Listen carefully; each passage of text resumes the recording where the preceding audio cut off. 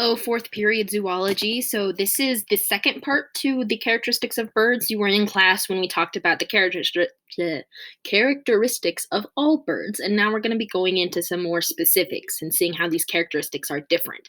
So this is a slide you should be familiar with. It's pretty similar, except without some writing here. And I'm going to get into the differences between groups of birds in their feet and in their beaks.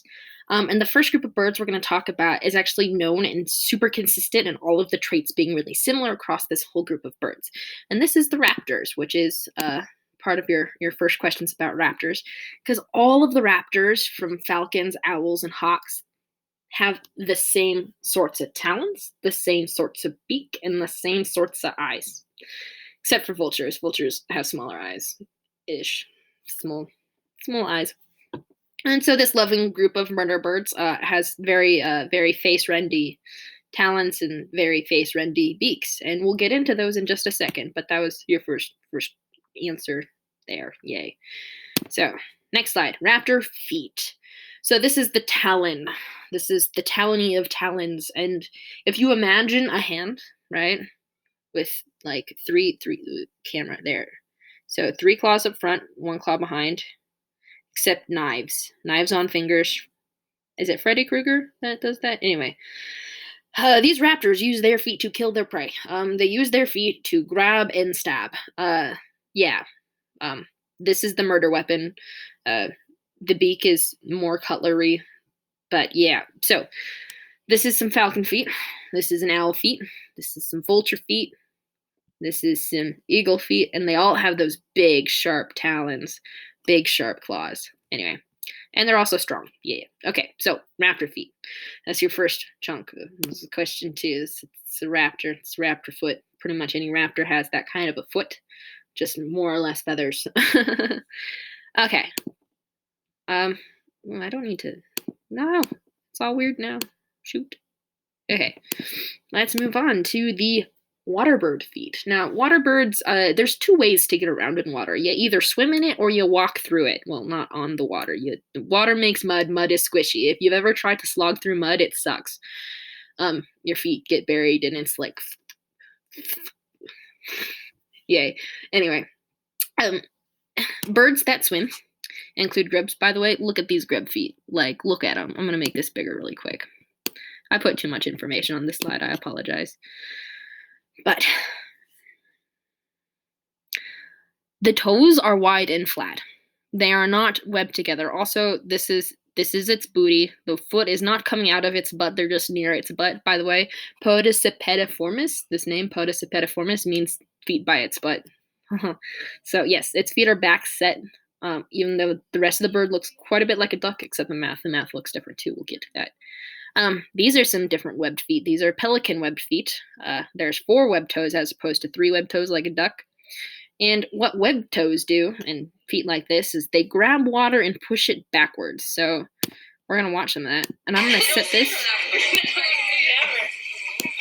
to go a little bit slower. So see how it grabs the water and pushes it back?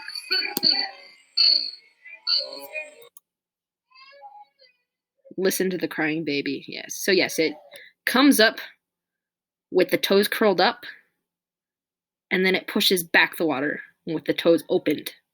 So it kind of grabs water and pushes it back. Okay, so that's swimming in water. Walking in water is a bit different. The biggest thing is the legs. You got some long feet on some legs. These are webbed together. Feet, but these feet and these feet belong to 2 incredibly similar birds, even though the feet are much different. This foot is webbed. This foot is not webbed. These are both in order Pelicaniformis. Pelicans and herons. So yeah. Different lifestyles in water. Similar diets. But they go about it differently. Yeah. So wading and swimming feet. And I believe that is an answer to the difference between... Oh, hello again. The difference between these 2 feet, what they're specialized for, even though they're both for water. And this foot, again, it's most of the leg. I wish there was a picture that was better than that, but I didn't want to take it the whole screen. Anyway, next chunk of feet, flightless bird feet. So these feet can be pretty crazy. let's take a look at that ostrich foot. This is an ostrich foot. It's got 2 toes. It's meant for running. It's meant for running fast. And it's meant for running on dirt in a straight line. Yeah.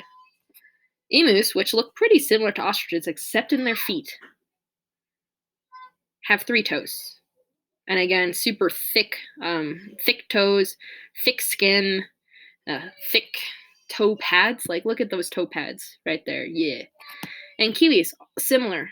Thick toes, thick skin, thick toe pads. This doesn't show the bottom of the kiwi's foot, which is unfortunate, but I wanted to include the picture of the really cute little kiwi. They're awesome. But yeah, just to show the scale of the size compared to the foot size compared to the bird.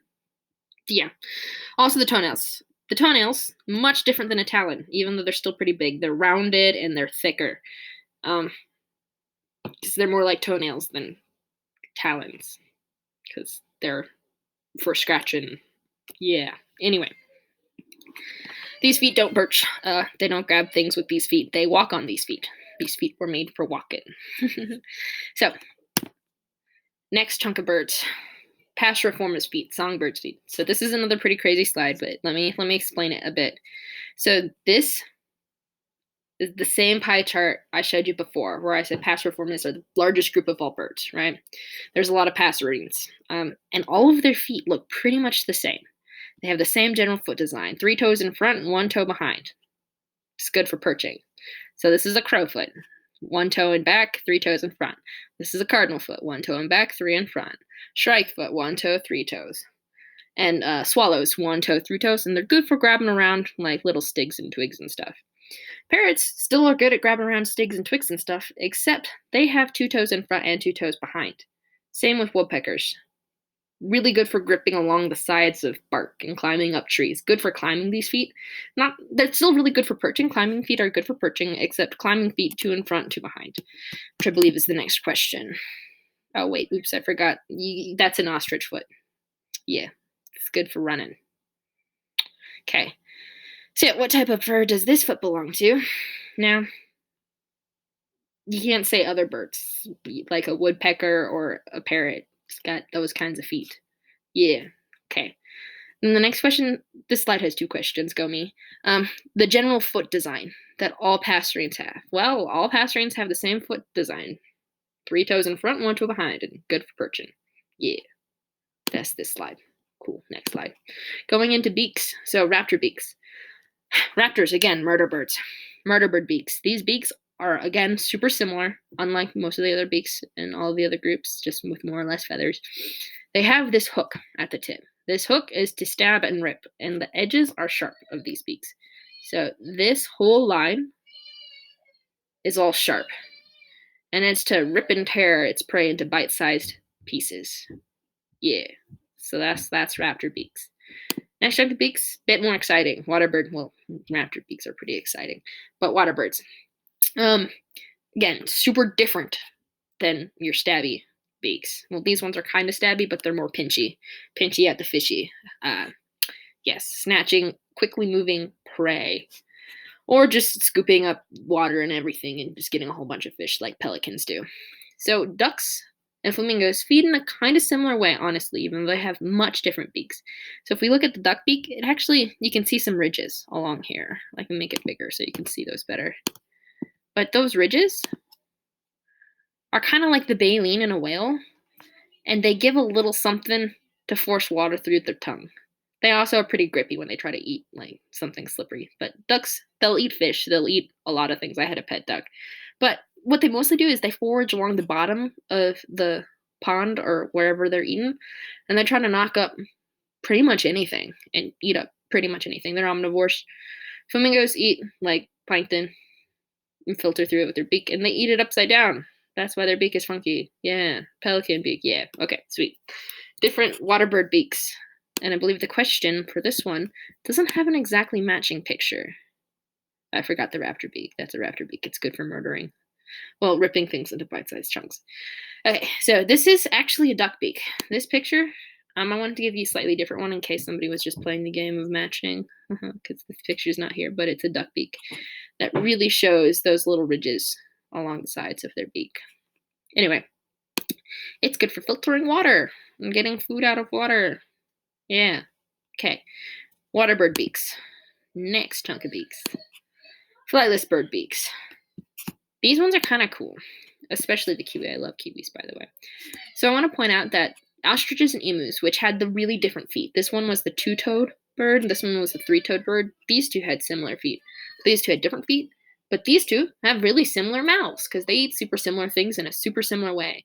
They eat plants and they swallow large chunks of plants, and they also swallow rocks to crush up the plants inside their crops. It sounds like Tenny's having a bad day.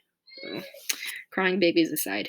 Kiwis have long beaks with nostrils at the very tip. So this is the very tip of a kiwi beak, and there's a nostril right there. I believe this is a question. Yes, it is. So kiwis poke around in the dirt and forage for food on the forest floor. And it's really nifty to have like this probe with an amazing sense of smell, checking around and sniffing out food. Kiwis have an amazing sense of smell, and that's how they hunt, and they use their beak with the nostrils at the very tip to help smell for food. So yeah, kiwis are great. I love them. One last slide. So, finches. Finches are one small group in the group of passerines. So one tiny section of the bird population has a vast or very large variety of different beaks. So just in finches, these are all the same group of bird, all the same genus, all finches. There are small, pointy, long beaks and giant, crushing beaks.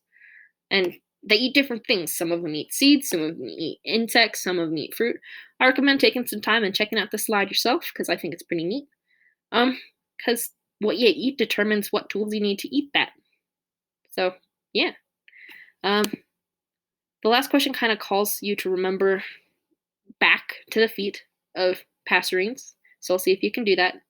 Remember their feet were all the same. Oops, I gave the answer. I'll do that a lot in these videos. Thanks for watching. See ya.